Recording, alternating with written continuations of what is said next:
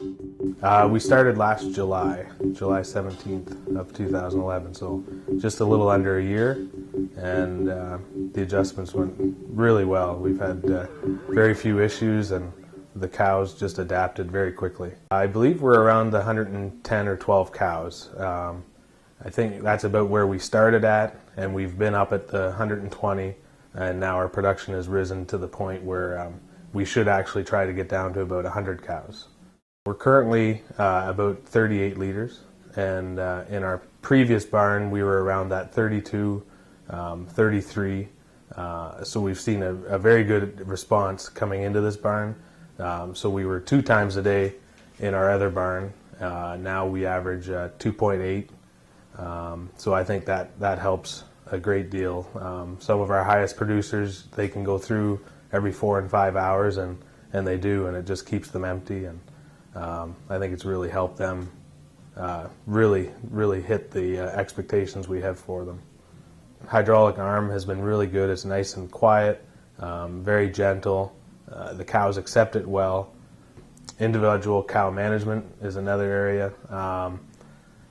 It's amazing to see the differences in quarter milking compared to a parlor.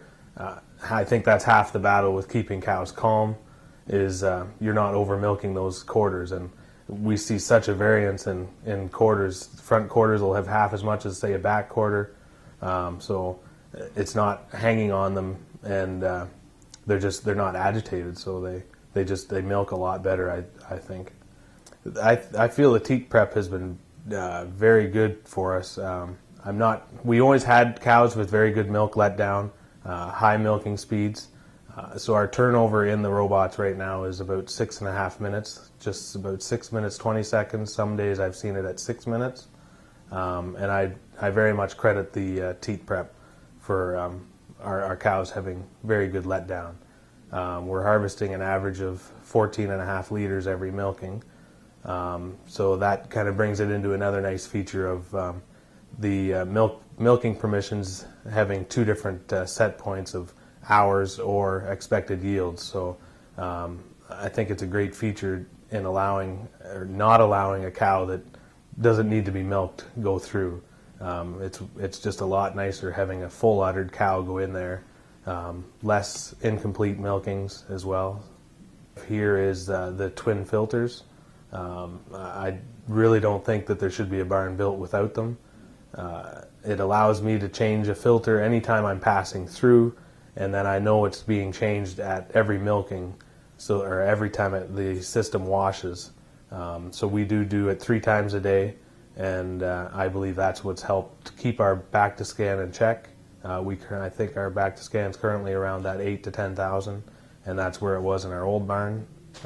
We have 2 automatic foot baths on the exit of our robots, and there's really never been a good spot for a foot bath, but on the exit we have seen no issues. They've used it right from day one.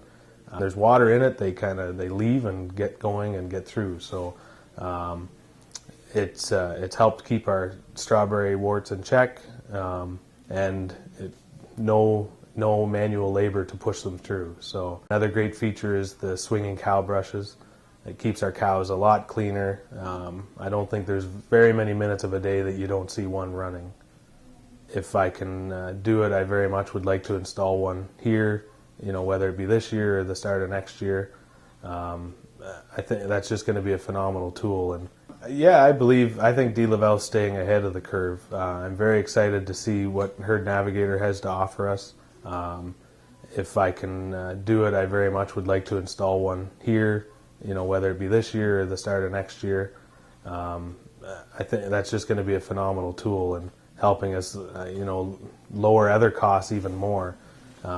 Putting semen into cows that are, really in heat as opposed to so many false ones, it cuts down costs everywhere.